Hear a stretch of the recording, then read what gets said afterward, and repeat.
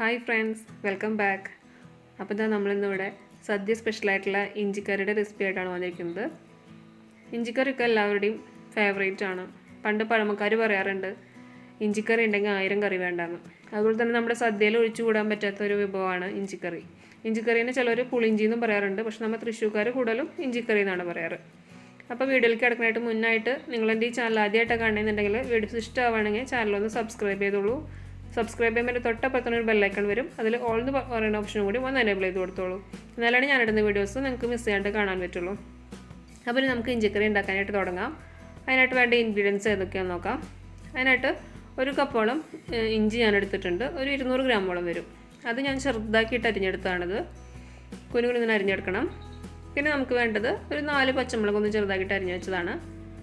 കൂടെ തന്നെ നമുക്ക് കറിവേപ്പില വേണം. പിന്നെ ഇത് മുഴുവൻ മുളകാണ്. അത് നമുക്ക് കാച്ചിടുമ്പോൾ മതി. പിന്നെ നമുക്ക് ഒരു വലിയൊരു നാരങ്ങ വലുപ്പത്തിൽ എന്ന് വെച്ചാൽ ഒരു 4 ചെറുനാരങ്ങയുടെ വലുപ്പത്തിലുള്ള പുളി എടുത്തിട്ടുണ്ട്. അത് നമുക്ക് ചെറു ചൂടുവെള്ളത്തിലൊന്ന് കുതിർത്താനായിട്ട് വയ്ക്കണം. പിന്നെ നമുക്ക് വേണ്ടത് ശർക്കരയാണ്. ശർക്കര ഞാനിവിടെ 2 അച്ച് എടുത്തിട്ടുണ്ട്. അതൊക്കെ നിങ്ങളുടെ മധുരത്തിനനുസരിച്ചിട്ട് എടുക്കാം. പിന്നെ ശർക്കര എടുക്കുമ്പോഴും നമ്മുടെ പുളി എടുക്കുമ്പോഴും മെയിനായിട്ട് ശ്രദ്ധിക്കേണ്ട കാര്യം എന്ന് വെച്ച് കഴിഞ്ഞാൽ നന്നായി കറുത്തിട്ടുള്ള ശർക്കരയും കറുത്ത പുളി എടുക്കാനായിട്ട് ശ്രദ്ധിക്കണം. എന്നാലും നമ്മുടെ പുളിഞ്ചിക്ക് നല്ലൊരു കറുപ്പ് കളർ കിട്ടുള്ളൂ. നമുക്ക് പുളിഞ്ചി ഉണ്ടാക്കാനായിട്ട് തുടങ്ങാം. അതിനായിട്ട് ഞാനൊരു പാത്രം വെച്ചിട്ടുണ്ട്. അതിലേക്ക് വെളിച്ചെണ്ണ ഒഴിച്ച് കൊടുക്കണം. നമ്മുടെ നാടൻ വിഭവങ്ങളാകുമ്പോൾ എപ്പോഴും വെളിച്ചെണ്ണ തന്നെ വേണം കേട്ടോ. അപ്പോൾ വെളിച്ചെണ്ണ ഒഴിച്ച് കൊടുത്തിട്ടുണ്ട്. ഞാൻ ഒന്ന് ചൂടാകുമ്പോൾ നമ്മൾ നേരത്തെ അരിഞ്ഞു വെച്ചിരിക്കുന്ന ഇഞ്ചി ഉണ്ടല്ലോ, ആ ഇഞ്ചി അതിലേക്ക് ഇട്ട് കൊടുക്കണം. ഇഞ്ചി ഒന്ന് ഇട്ട് കൊടുത്തതിന് ശേഷം നമുക്കതൊരു മുരിഞ്ഞ് വരുന്നവരെ നമുക്കൊന്ന് വരട്ടിയെടുക്കണം കേട്ടോ. ഒരു 10 മിനിറ്റൊക്കെ പിടിക്കും നന്നായി ഒന്ന് മുരിഞ്ഞ് വരാനായിട്ട്.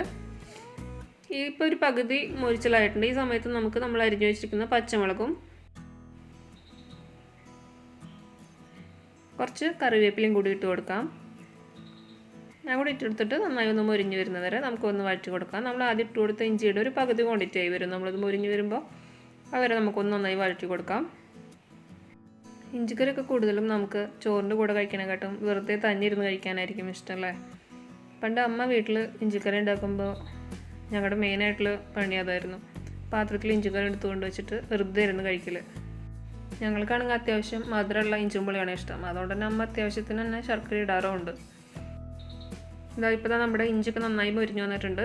ഈ സമയത്ത് നമ്മുടെ പുളി വെള്ളം ഒഴിച്ച് കൊടുക്കാം. നമ്മൾ നേരത്തെ എടുത്ത് വെച്ച പുളി ചെറു ചൂടുവെള്ളത്തിൽ ഒരു 10-15 മിനിറ്റ് ഒന്ന് സോക്ക് ചെയ്ത് വെച്ചിട്ട് നന്നായി പിഴിഞ്ഞിട്ട് അരിപ്പയിൽ കൂടെ ഒന്ന് അരിച്ചെടുത്തതാണ് കേട്ടോ.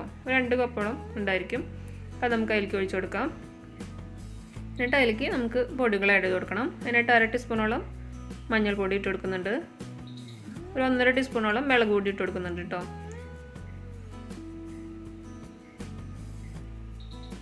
അതുകൂടി ഇട്ട് കൊടുത്തിട്ട് നമുക്ക് ഇതിലേക്ക് ആവശ്യത്തിനുള്ള ഉപ്പും കൂടി ഇട്ട് കൊടുക്കാം. ഉപ്പൊക്കെ ഇട്ടെടുക്കുമ്പോൾ എപ്പോഴും ശ്രദ്ധിച്ചിട്ട് കുറച്ച് ഇട്ട് കൊടുത്തോളൂ. കല്ലുപ്പാണ് ഇട്ട് കൊടുക്കുന്നത്. 1 ടീസ്പൂണോളം കല്ലുപ്പ് ഇട്ട് കൊടുക്കുന്നുണ്ട്.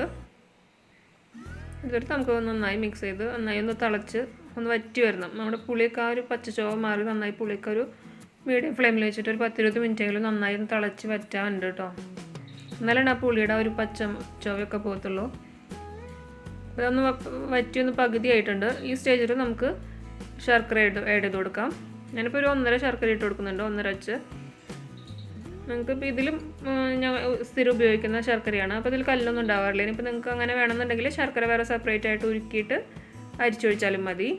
അപ്പോൾ ഞാൻ ഇതിൽ നിന്ന് ടേസ്റ്റ് നോക്കിയപ്പോൾ എനിക്ക് മധുരത്തിൽ കുറവായിരുന്നു. അപ്പോൾ ഞാൻ നമ്മളെടുത്ത് വെച്ചിട്ടുള്ള ബാക്കി 1.5 അച്ചല്ലേ ഇട്ടുള്ളൂ. അപ്പോൾ അതിൽ ബാക്കിയുള്ള 1/2 അച്ചും കൂടി ഇട്ട് കൊടുക്കുന്നുണ്ട്. ശർക്കരയൊക്കെ ഇടുമ്പോൾ ഞാൻ നേരത്തെ പറഞ്ഞ മാതിരി തന്നെ നിങ്ങളുടെ മധുരത്തിനനുസരിച്ചിട്ട് നിങ്ങൾക്ക് എന്തോരം മധുരം വേണമെന്നുണ്ടെങ്കിൽ അതിനനുസരിച്ചിട്ട് ആഡ് ചെയ്ത് കൊടുത്താൽ മതി. ഞാൻ നേരത്തെ പറഞ്ഞല്ലോ എനിക്ക് അത്യാവശ്യം മധുരമുള്ള ഇഞ്ചിമ്പുളിയാണ് ഇഷ്ടം. അതുകൊണ്ട് ഞാൻ അത്യാവശ്യം ശർക്കര ചേർത്ത് കൊടുത്തിട്ടുണ്ട്. ഇപ്പോൾ ഇതാ നമ്മുടെ ഇഞ്ചിക്കറിയൊക്കെ നന്നായി വറ്റി കുറുകി വന്നിട്ടുണ്ട്. ഈ സമയത്ത് നിങ്ങൾക്ക് ഉപ്പും ഒക്കെ ഒന്ന് ടേസ്റ്റൊക്കെ നോക്കാം. ഇതാ ഈ ഒരു സ്റ്റേജ് മതി. നമുക്ക് നമ്മുടെ ഇഞ്ചിക്കറി കാച്ചാനായിട്ട് തുടങ്ങാം. അതിനായിട്ട് ഞാൻ ഇവിടെ കുറച്ച് വെളിച്ചെണ്ണ ഒഴിച്ച് കൊടുക്കുന്നുണ്ട്.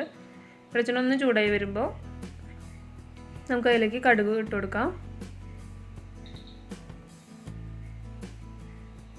കടുക് നന്നായി ഒന്ന് പൊട്ടി വരട്ടെ. ആ ഒരു സമയത്ത് നമുക്കിതിലേക്ക് നേരത്തെ എടുത്ത് വെച്ച് മുഴുവൻ മുളക് ഉണ്ടല്ലോ അതൊന്ന് 2 ആയിട്ട് ചീന്തിയിട്ട് അത് അതിലേക്ക് ഇട്ട് കൊടുക്കാം.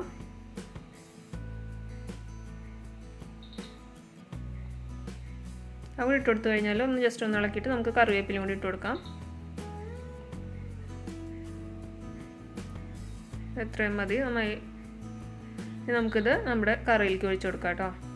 അപ്പോൾ ഇത് അത്രയേ ഉള്ളൂ. വളരെ സിമ്പിളാണ്, വലിയ പണിയൊന്നുമില്ല ഇഞ്ചിക്കറി ഉണ്ടാക്കാനായിട്ട്. ഇഞ്ചിക്കറിയൊക്കെ ഒരാഴ്ചയോളം പുറത്തിരുന്നാളൊന്നും വലിയ പ്രശ്നമൊന്നുമില്ല. ഇനിയിപ്പോൾ ഫ്രിഡ്ജിൽ വയ്ക്കുകയാണെങ്കിൽ പിന്നെ അങ്ങനെയുള്ള പ്രശ്നങ്ങളൊന്നുമില്ല. അപ്പോൾ വീഡിയോ ഇഷ്ടമായെന്ന് വിചാരിക്കുന്നു.